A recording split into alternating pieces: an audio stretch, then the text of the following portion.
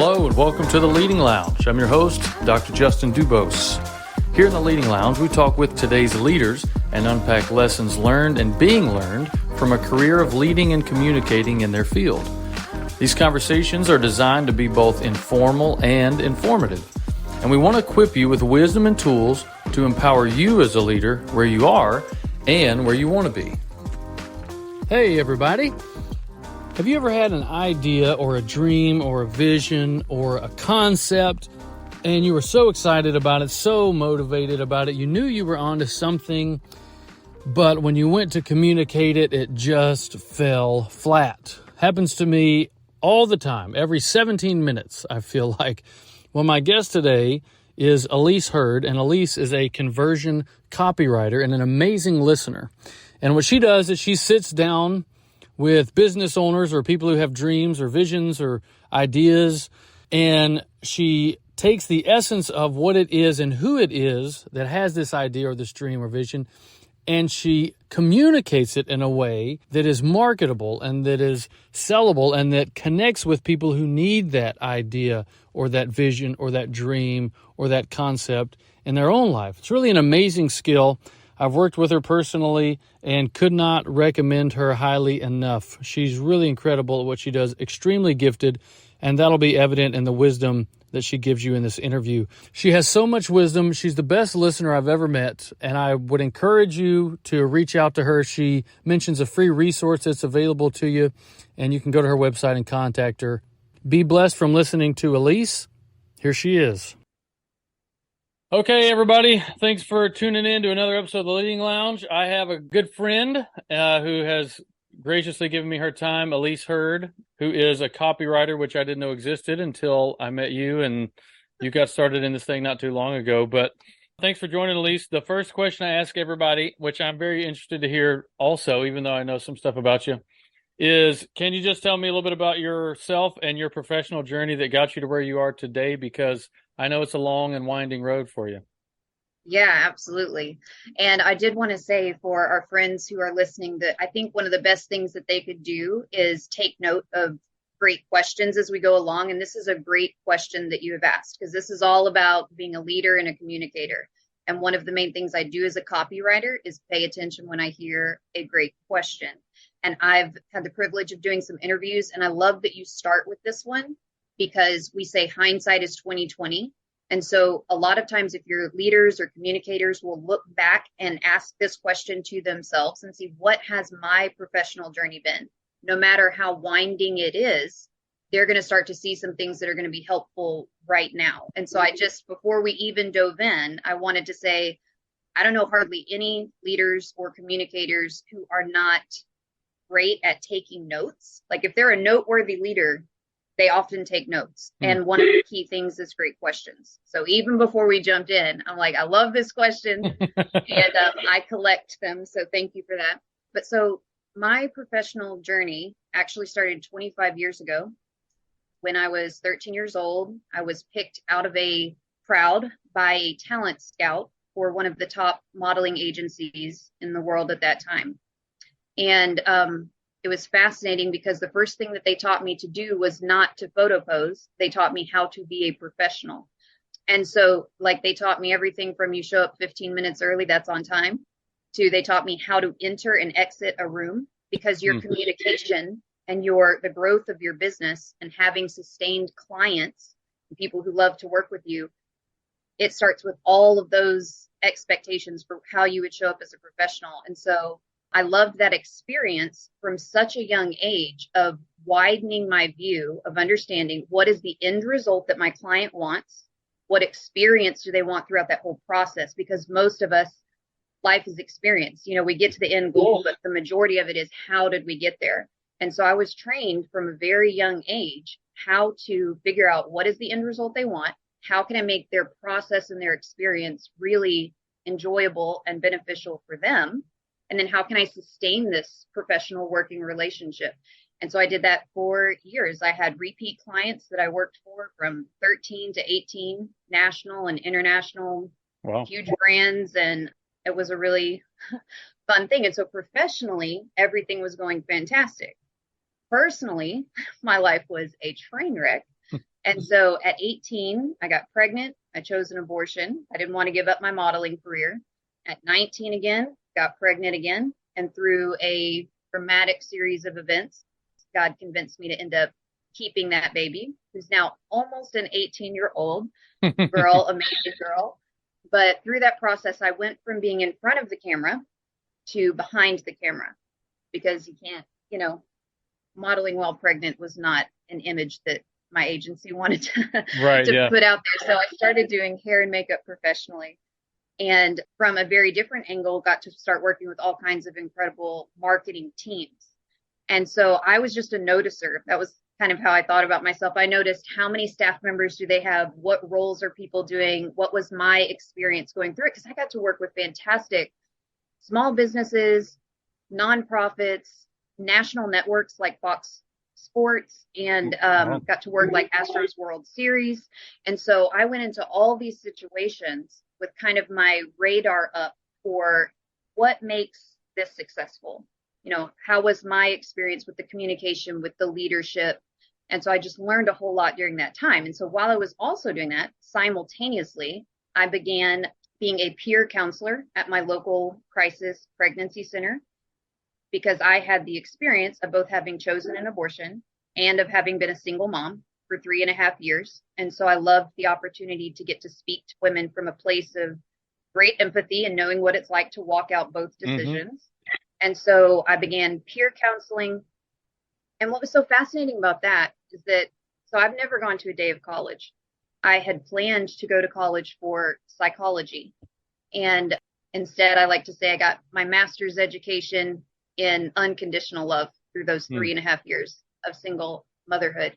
But what I got to do was, in that peer counseling situation, and as I got to start speaking in schools and as a keynote speaker for various pro-life things and summits, and just got developed this over a 10-year period, I loved learning how and why people think and make the decisions that they do. It was like I was getting an education in psychology, real world, on the ground with people in all kinds of hard life situations. I also began serving in various anti-trafficking efforts. One way that connected with my previous experience in modeling is we now had something called Instagram, where everyone was a model and everyone was a photographer. And what was happening in that initial phase is that some girls were getting trafficked because they thought they were being contacted by a legitimate photographer. And so I was able to go in and say, this is what a professional set or scenario looks like. These are not appropriate points of contact, or this is not information you should be giving. And so pro-life efforts, anti-trafficking events, just started speaking and writing more and more. Along the way, God decided to include some of my stories in a couple of devotionals, a devotional Bible. And so I was just very much in the communication, speaking, writing, doing lots of that. And God put it on my heart to create a course that would help people write some of their legacy stories, some of their personal experiences of Him. So I do all this work and I create this course and I get to the point of launching it. And it is a spectacular crickets session. Like, that is happening. No one, and I know that it's great content, but this is where I learned the difference between content and copy. And I learned that if I was going to communicate to others in a way that they could understand the value that I was offering, that I needed to educate myself, not just in, I was like, I've been a speaker, I've been published, I got the content part down, but I had no idea about marketing. And it was so frustrating to me. And I started to see all kinds of amazing leaders and communicators who had fantastic content who could not get people to buy their stuff or their programs. They couldn't serve clients. And so I was like, that's it. I'm going to dive in. I'm going to learn how to do this. And so that's when I decided to become a conversion copywriter, which is specifically about writing words that sell or that move people to action. And to be able to do that in an ethical way, which is all just about communicating, what is your need? What is your problem? Okay, this is the right solution for you. And that makes that clear communication is such a gift to the person on the other end of it. So I learned how to become a conversion copywriter. I've had the incredible privilege of working for multiple 6-figure business owners since March of 2022. And it's been a wild ride and a very educational process. but I love it. I love the communication aspect, and knowing so many different facets of it is really fun. Yeah. And I'm sure God used all that experience. Like you were saying, you wanted to go to school or whatever to study psychology, but it ended up being those life experiences that probably God used to help you. Like you're probably better at what you do now because of everything that you went through. Yeah. And there's a ton of psychology in Right. conversion copywriting. So it's fascinating. Yeah. Yeah. Yeah. Well, just out of curiosity, so you had this, when I was listening to you, it sounded like this essentially like really long, unintentional internship of Yep. all these different things.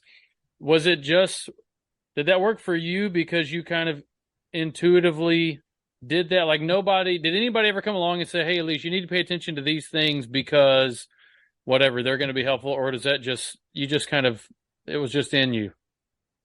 Oh, I don't think I figured out anything on my own. I would say that it was a long process of just bumbling my way forward. But it's one thing God's helped me to do for many, many years is to reflect. And it's only in that intentional reviewing process that I can see. Yeah. So I would say, no, I did not know moving forward. But because for many years, I started intentionally stopping and looking back, looking for patterns, looking for things that God had communicated to me at one point, but then I just didn't do anything with it or something like that. That's what helped me move forward. Yeah. Yeah. No, that's good, which is this question, which is what you were saying, is looking back and pausing is actually one of the more helpful things you can do. So one of the things I want to ask you in particular about was listening. As a pastor and a chaplain and just as a Christian and a person, I find myself just constantly encouraging others, to include myself, to just be quiet for a second and just listen and try to hear. And it's just not, in some ways, it seems to be something that very few people are just innately good at. So I'm sure as you listen to other people's backgrounds and their passions and them kind of telling you about themselves, then you listen for that and you take their story and you tell it in compelling ways. So you kind of innately have to be a good listener to be a good copywriter. So I was curious, what are some things you've learned about listening well as you listen to all these different people that you could share with us? Maybe some of us who aren't such good listeners like myself sometimes. Absolutely. And it's kind of a two-pronged situation. For me, there is an essential mindset or lens, if you will, to listening well. And then there are some real practical things that even if someone isn't good at active listening, that they can practice and as a discipline can get better at it. And so I'll cover both, but the second one doesn't matter at all without the first, which is I believe that you have to love the person that you are listening to in order to listen to them well. Yeah, that's good. Because that lens of love impacts everything that you hear. It impacts the whole direction of the conversation. It impacts what you are willing to say or how you're willing to respond. And so just very practically speaking, before I serve any of my clients, regardless of, whether faith is a big deal to them or not, or wherever they are, I pray for God's love for that person. I pray for the mind of Christ to be active in me, to help me highlight and hear the specific pieces that I need to respond to. I don't want to go into any conversation alone. And so I want love to be the lens at which I listen through. And for me, the scripture, 1 Corinthians 13, is what informs that. It says, if I could speak with the tongue of men and of angels, but I have not love, I'm just a resounding gong or clanging cymbal. Mm-hmm. And it goes on through all these incredible things. If I have faith that can move mountains, if I give everything that I have to the poor. And so as a listener or as a business person, leader, anything, like it does not matter what I am attempting to accomplish. If I am doing it without love, it profits me nothing. I gain nothing. I am nothing. And so when I start from that place, I have found that God has equipped me to be a great listener because he is, and has helped me to ask really great questions. So this is the second part. So when I'm approaching it that way, it's already a success because I love the person. And then the second part is asking great follow-up questions. To be a good listener, to listen well, people need to know that you hear them if the conversation is to go anywhere. And one of the easiest ways to let someone know I heard you, I'm not just thinking of my response, I'm not just zoned off somewhere, like I'm actively listening to what you're saying, is to ask follow-up questions using their language.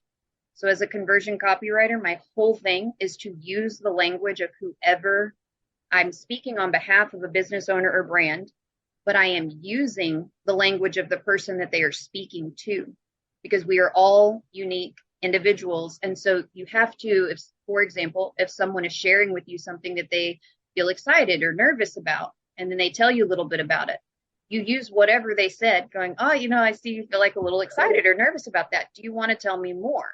Or if they haven't said feelings related to something, I'm just trying to do, and it's probably something significant to them.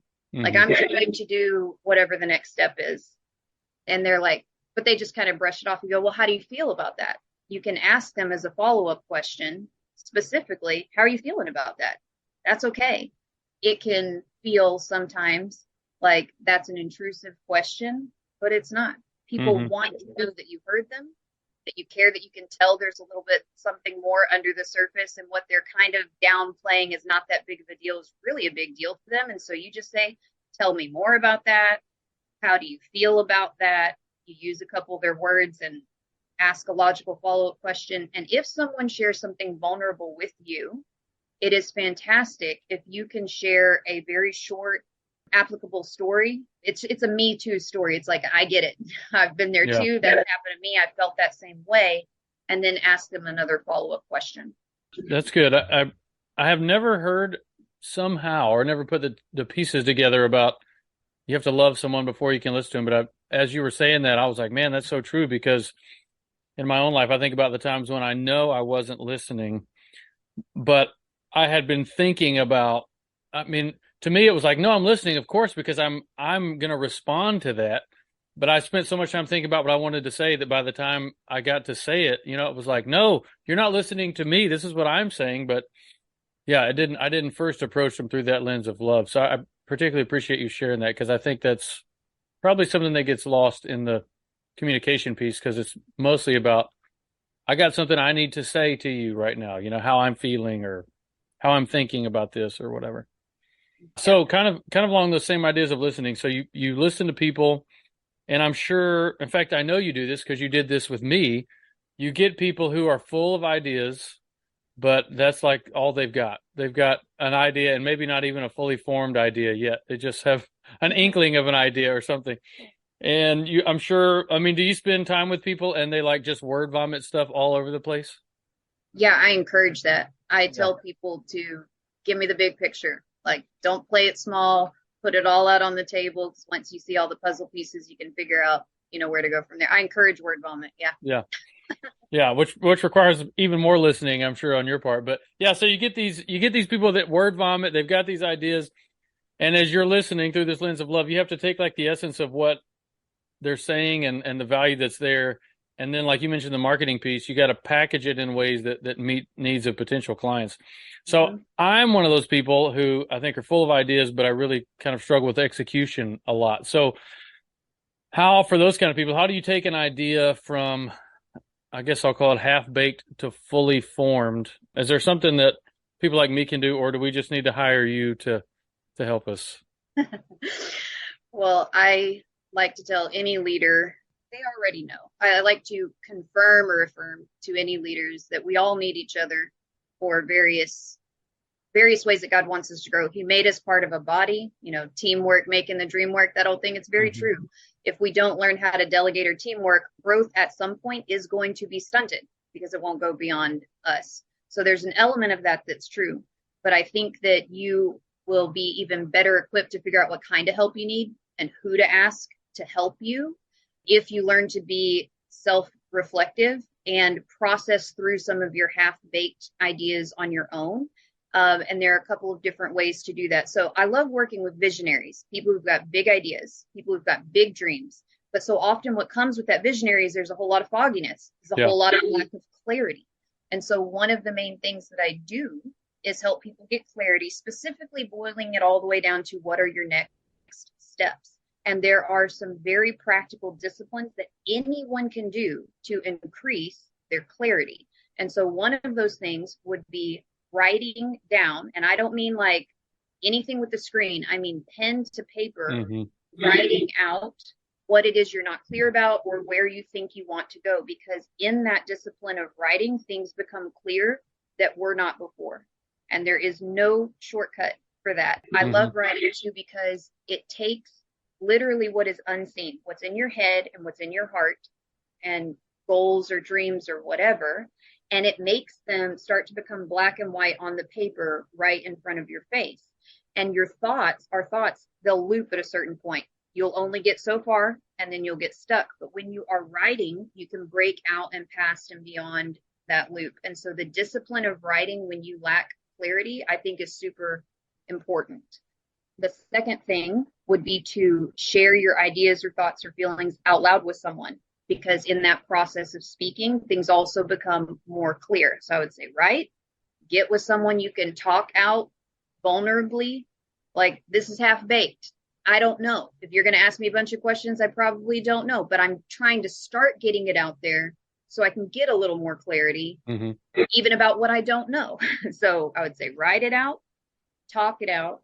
And then the third thing, when you have questions, is that questions actually bring clarity. And so you can feel confused, but if you'll remember, questions bring clarity. They will send your brain searching for answers. If you can even get clear, it's like Jesus asked the question, what do you want me to do for you? Or like, what do you want? It's like, I don't even know. If you can let there be a question. And so something I do, I lead private retreats with just a few women, specifically like Christian business women who are called to lead something, a business or a ministry. And I help them get clear on their next steps through an individual session with them. And I have this strategic set of questions that you can go through in about 45 minutes. You can be like, I don't even know. There's too many spinning plates. I don't know what to prioritize. This is a great idea, and that's a great idea. I don't see how the dots connect. I don't know how to practically make it happen. You can go through this set of questions and it will bring you clarity by the end. And that's something I actually have as a free resource for our friends who are listening, is that clarity session. You can print it out. It's a single PDF. You can print it out. You can go through it on your own. You can go through it with a wife, your spouse, with your teammate, with a mentor, and you can repeat those same questions as many times as you need to get clarity. And I encourage people to do that. So that free resource, it's just a PDF download, very simple, one-page thing. You can get it at elisehurd.com/clarity. And I'll share that again at the end. But that clarity session is extremely helpful, from taking an idea from half-baked to these are my next several steps to making this thing actually happen. Yeah, no, that's great. Appreciate you sharing that. I was going to listen to you talk. I had a kind of a follow-up question, and it's based on my own life and journey and how I do that.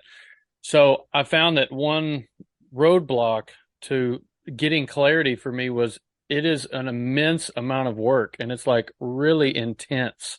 So just the other day, I had been engaged in a conversation with some people about something that was very complex, and I was like, I need to figure out how I think about this.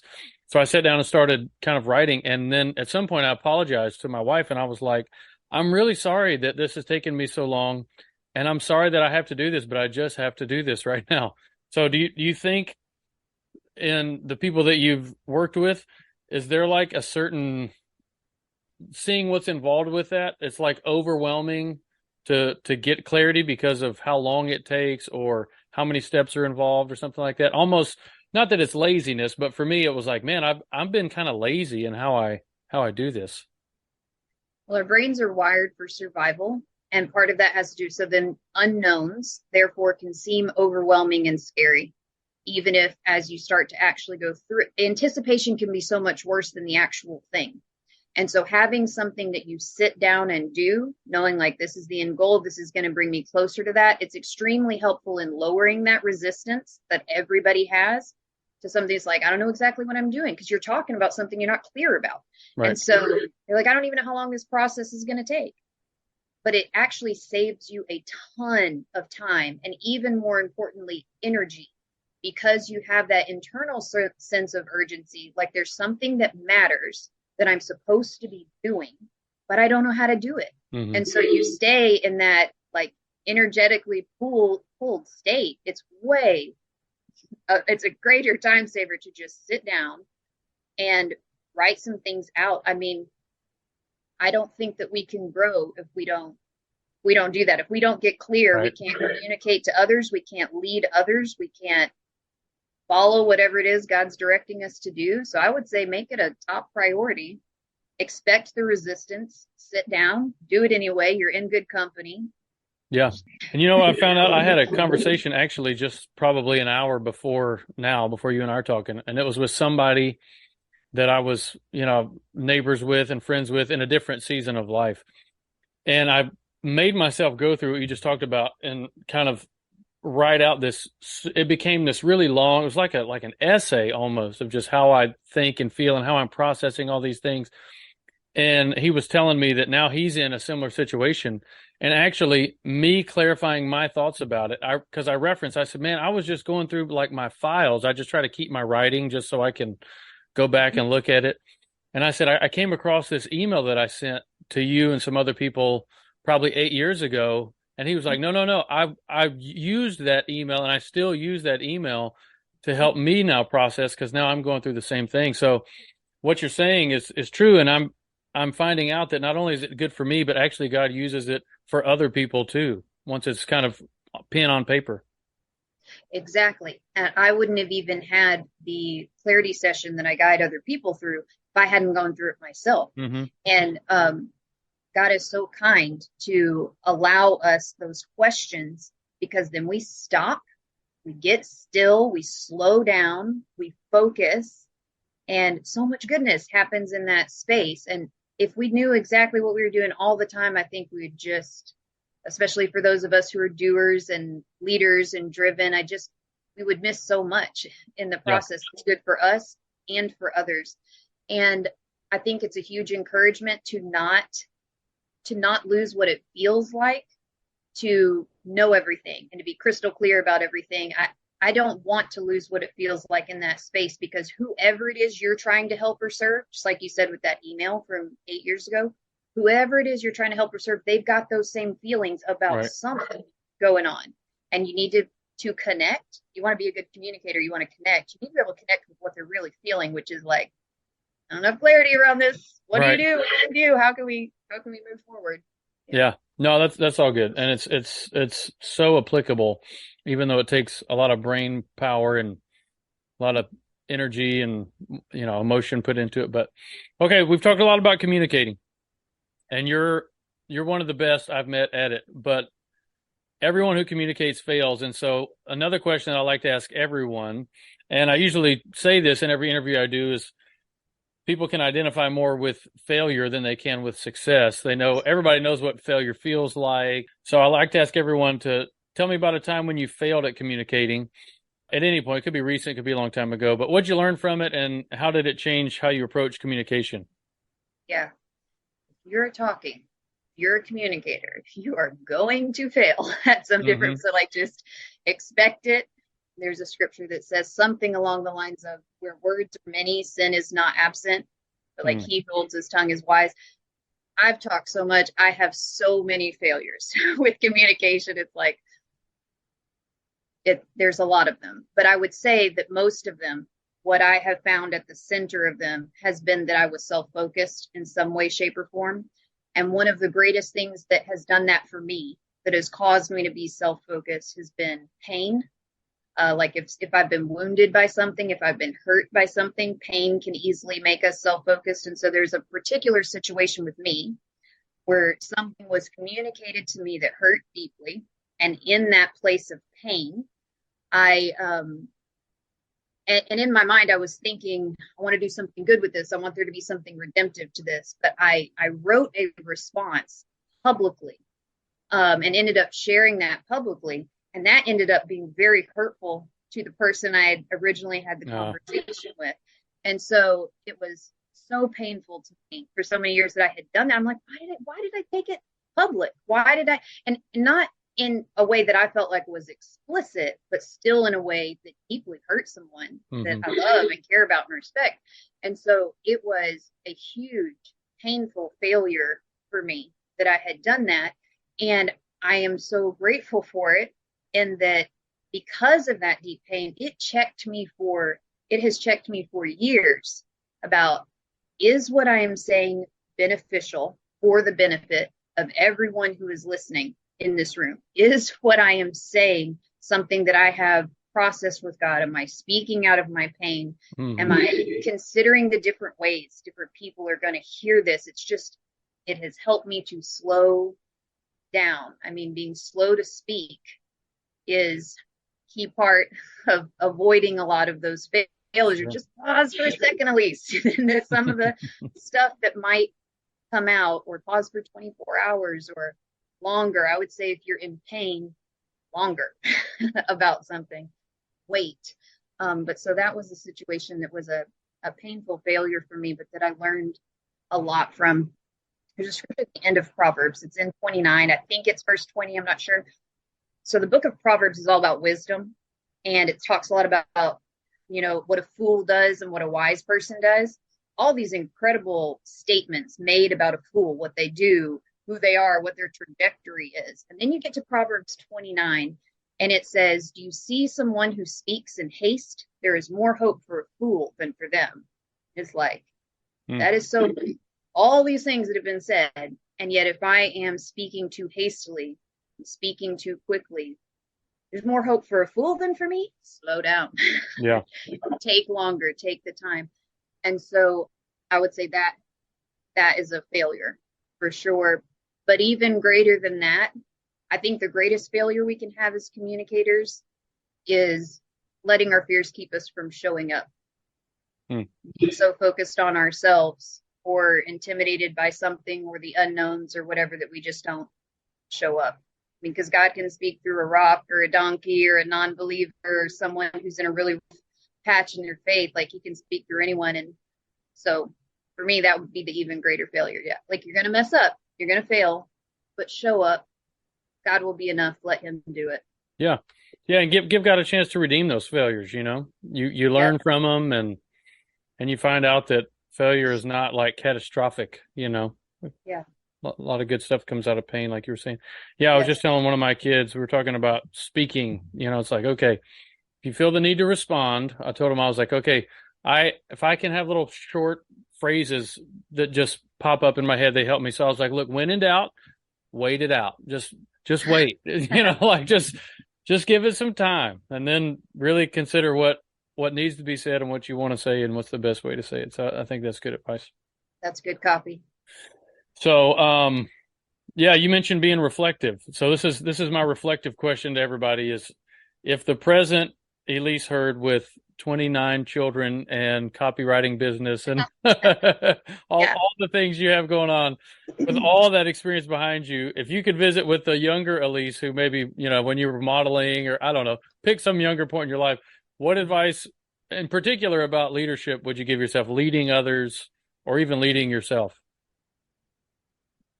Yeah, just for the record, 7 kids, 32 chickens, 1 dog. Yeah, full house over here. So I would say, I don't know that I would go all the way back to my modeling days or anything, because I just had a totally different mindset. But since the time probably from when I was 19, moving forward, trying to figure out, who is God? What is true? What is my purpose? What am I doing here? And really trying to follow. I would say, I really like how God says to Gideon, go in the strength you have. And so the advice that I would give to brand new baby Christian Elise and developing leader and all of that is, don't limit what God wants to do or can do in and through your life by your awareness of your own limitations, by your own lack, by your own awareness of just how much you don't have. Like, don't limit what God can do in you or through you.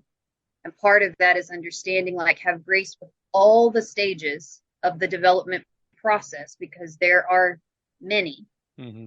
And I think I would have been a lot less discouraged at different points if I had told myself that along that development process, you should expect versions of you to die and versions of your dream or your hopes or your plans to die. And that's part of what leads to the multiplication and to the growth. It's like, if Jesus said, truly I tell you, if a kernel of wheat falls into the ground and dies, unless a kernel of wheat falls into the ground and dies, it remains only a single seed. But if it dies, it produces many seeds. Mm-hmm. And so it's like the idea of, just because something is dying in one particular version of itself are like, right, you pick up your cross and you carry it, you have to die daily. There are versions of you that aren't going to make it, and that's okay. And there are versions of your dream or your hope or whatever it is that aren't going to make it, and that's okay, because that's what holds the seeds for the other good, more fruitful, more beneficial things coming down the road. But I think I'd have been less discouraged at some point when things like died. And going, it's just part of the success process. Just keep being obedient, keep following God, and don't rely on your own strength. He can do way above what you can even ask or imagine. No, that's good advice. I was thinking the other day about plans. Like I love to plan. I'll make plans and then I just end up scrapping so many of them. And a lot of times because it's my plans and not God's. But yeah, I think it was my kids I was talking to about that. But it was like, look, make plans. I mean, it's fun to dream and, whatever, and help guide you, but be ready for those plans to die and that version of you that was going to carry out those plans to die if God calls you to something else. So it's a very tough message when you are the one being asked to do the dying, but it's good. So yeah, and it's so you can sustain whatever that next level is. And so whatever parts of you that don't have enough character to hold, the next level of what, it's like we want God to entrust us with more. We want to grow, or we want to achieve this.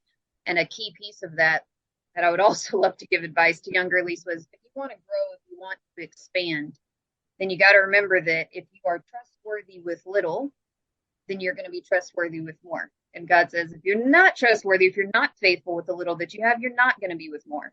And when God told the story about, when Jesus told the story about the master who entrusted the servants different talents that he entrusted to them according to their ability, that is a kindness. He wasn't giving them more than what they could be a faithful and good steward of. And so anytime I want to grow or expand, I ask the questions like, what am I doing with what I currently have right now? Am I demonstrating trustworthiness and faithfulness that show I have the ability to have a little bit more added to my plate? And so it's good. Yeah. No, that's good. Well, the last question I was going to ask you was for your copywriting business for folks, because I think probably everyone who does any kind of writing, selling, communicating, leading could use you in their life. So can you just tell us a little bit about Kingdom Copy, where folks could find out some more about you, how to get in contact with you? Yeah, absolutely. So just my name, EliseHurd.com. That's where you can find some of the different services that I offer, which really it's if you have anything that you want to sell, anything that you want to expand, or you want to maximize your sales. And that can be anything from working with private clients to developing, your packages, your courses, whatever it is. I help people with both the strategy and the implementation. So I do the actual writing, and I can help with some of the marketing strategy behind it. And so you can just find me there, EliseHurd.com, and I'd be happy to help. Yeah. Well, thank you, Elise. I'm always impressed by your wisdom. I'm always impressed by how precise you are when you communicate, and having sat down with you personally, both on a personal level, but also on like a, hey, help me think through this level. I can just affirm that you have some kind of gift in there somewhere for that, because I've not met anyone quite like you. So I appreciate you giving me whatever this has been, about an hour or so of your time, and sharing that, not just with me, but with whoever listens. And I hope God continues to expand your circle and bring in more folks who could benefit from what he's given you and can pass on to them. Thank you. Thanks very much. It's been my pleasure. So, and thank you guys for listening. We'll see you next time.